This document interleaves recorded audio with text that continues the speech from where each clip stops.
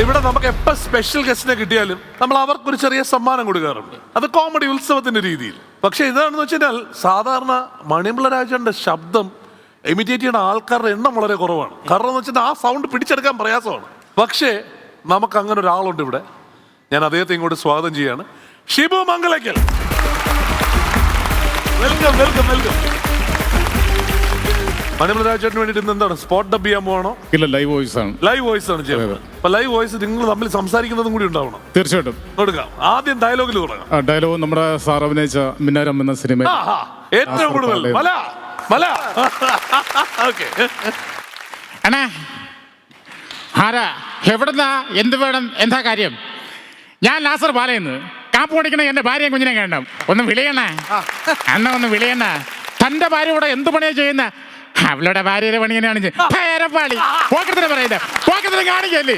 കണ്ടോ എന്റെ ഭാര്യയെ കൊണ്ട് ഒളിപ്പിച്ച് താമസിക്കണോ പോക്കരത്തിനും? ഇവിടെ ബോബി കുഞ്ഞിന്റെ ഭാര്യയെ കുഞ്ഞായിട്ട് താമസിക്കുന്നേ എന്റെ ഭാര്യയെ കുഞ്ഞാ. താൻ കുറേ നേരം കൊണ്ട് കുഞ്ഞു കുഞ്ഞെന്ന് പറയുന്നുണ്ട്. കുഞ്ഞിന്റെ പേര് പറഞ്ഞാൽ കുഞ്ഞിനെ തരാം. കുഞ്ഞിന്റെ പേര് പറഞ്ഞാൽ കുഞ്ഞിനെ തരുമോ? എന്നാ കേട്ടോ, മേരി. അതിന് ക്രിസ്ത്യാനി കുട്ടിയല്ലേ? എന്റെ കുഞ്ഞ് പള്ളിയിൽ പോയാൽ പോകില്ലേ? കോളേജ് പിടിക്കാതെ നീരോട് പറഞ്ഞാൽ നീ പണക്കാരന് കൊടുത്തു പോകുന്നു.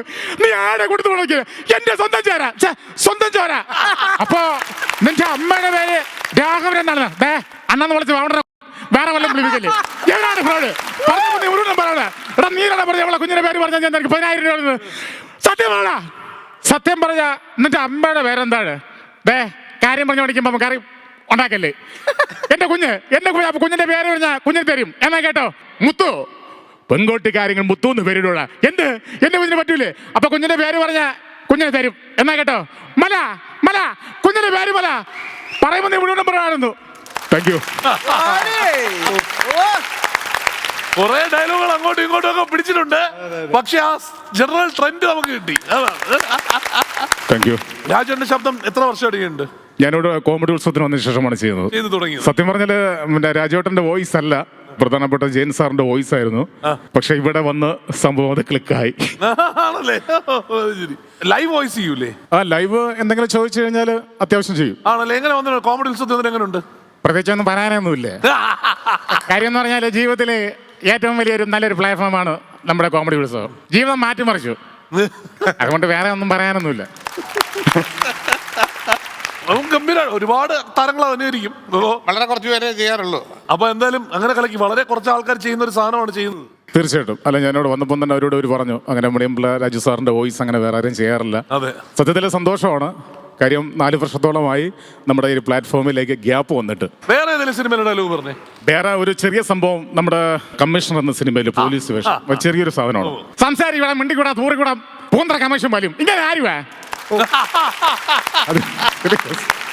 അതുപോലെ എനിക്ക് ഭയങ്കര ഇഷ്ടമുള്ള വേറൊരു സാധനമുണ്ട്. സർവകലാശാലയില്ലേ വന്നിട്ട് ജബ് ഗാന്ധിജി ജയിൽ മേ थे എന്നൊരു ഡയലോഗ് ഇല്ലേ? അതെനിക്ക് ഓർമ്മയുണ്ട്. ഒരു ഹിന്ദി ഡയലോഗ്. सन 1945 में गांधी जी ने बसबाड़ा जेल में था. एक दिन सुपरिटेंडेंट ने गांधी जी को मारा. गांधी जी ने कहा यहाँ भी मारो. ഈ തത്വം സദാ മനസ്സിൽ ആലോചിക്കുന്നുണ്ട്. തൽക്കാലം നിന്റെ തന്തയ്ക്ക് പറയുന്നത്. രാജേട്ടൻ എങ്ങനെ ഉണ്ടായിരുന്നു പുള്ളിയുടെ പെർഫോമൻസ്? എന്തായാലും ഒരു ഇതെടുത്തില്ലേ പുള്ളി? മെനക്കെട്ട് ചെയ്ത്. അല്ല, നമ്മള് അനുകരിക്കുന്ന ഒരാളെ ഫ്രണ്ടിൽ ഇരിക്കുമ്പോ നമുക്ക് കിട്ടുന്നൊരു സന്തോഷം ഉണ്ടല്ലേ? തീർച്ചയായിട്ടും തീർച്ചയായിട്ടും സാർ. ഇന്ന് എനിക്ക് തോന്നുന്നു ഇന്ന് ഏറ്റവും ഒരു സന്തോഷിക്കുന്ന ദിവസമാണ്. അതായത് നമ്മുടെ കോമഡി ഉത്സവത്തിന്റെ മറ്റൊരു എപ്പിസോഡിൽ ഞാൻ നമ്മുടെ സലിമേട്ടന്റെ മുമ്പേ അദ്ദേഹത്തിന്റെ വോയിസും റൗണ്ടിങ്ങിൽ വന്ന് ചെയ്തു. 2ാമത്തെ തവണയാണ്. ഒരിക്കലും പ്രതീക്ഷിക്കാത്ത ഒരു ഗിഫ്റ്റാണ് കോമഡി ഉത്സവം ഇന്ന് എനിക്ക് വേദിയിൽ തന്നിരിക്കുന്ന. ഒരിക്കലും മറക്കാൻ കഴിയില്ല. വേരിയേഷൻ കൈഡ് കാരണം കേട്ടോ, അസാധ്യ വേരിയേഷൻ ആയിരുന്നു കേട്ടോ. താങ്ക് യു കേട്ടോ, താങ്ക് യു. ആ ഒരു സീൻ എങ്ങനെ ക്രിയേറ്റ് ചെയ്യാവോ? അതിനകത്ത് കുറെ ഇപ്പൊ തിലകഞ്ചേട്ടൻ്റെ ഒക്കെ ആണെങ്കിൽ പോലും പറഞ്ഞ അത്രയും ഡയലോഗ്സ് കൂടെ പ്രസന്റ് ചെയ്യാന്ന് പറയുന്നത് ഒരു വലിയ കഴിവ് തന്നെയാണ് കേട്ടോ. Thank you. അതിനൊരു വലിയ കൈഡ് തരുന്നു. അടിപൊളി. ഗംഭീരമായിരുന്നു കേട്ടോ, ഗംഭീരമായിരുന്നു, മനോഹരമായിട്ടുണ്ട്. കാരണം ഇത്രയും ലെങ്ത്തിലുള്ള ഡയലോഗ് ആരും ഇങ്ങനെ പറഞ്ഞു കേട്ടിട്ടില്ല. ചെറുതൊക്കെയാണ് പറഞ്ഞു കേട്ടിട്ടുള്ളത്. അതും ഇത്രയും എന്താ പറഞ്ഞാൽ ഇത്രയും വലിയൊരു സിനിമയിലെ അത്രയും മനോഹരമായിട്ടുള്ളൊരു സീൻ, അത് എല്ലാവരും എപ്പോഴും കണ്ടിരിക്കുന്ന സീനാണ്. അത് അതേപോലെ തന്നെ നമുക്കത് കാണാൻ പറ്റി. നിങ്ങളത് പറഞ്ഞു, ഭയങ്കര രസമുണ്ടായിരുന്നു. നിങ്ങളുടെ ശബ്ദം വളരെ മനോഹരമായിട്ടുള്ള ശബ്ദം ഉണ്ടാ. ഒരുപാട് നടന്മാരൊക്കെ അനുകരിക്കാൻ പറ്റുന്ന ഒരു ശബ്ദമാണെന്ന് തോന്നുന്നു. അപ്പൊ ഓൾ ദ ബെസ്റ്റ് ഏട്ടാ. വന്നതിൽ വലിയ സന്തോഷം. വന്ന സ്ഥിതിക്ക് നമുക്കൊരു കൊച്ചിന്റെ നീഫയും കൂടി ഒന്ന് ചെയ്തിട്ട് പോവാം. തീർച്ചയായിട്ടും.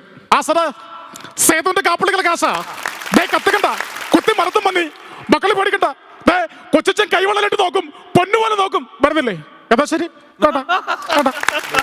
Thank you. കലകി. താങ്ക്സ് അലോട്ട് കേട്ടാ. Thank you. അടിപൊളിയായിട്ട് വരട്ടെ കേട്ടോ. Okay thank U.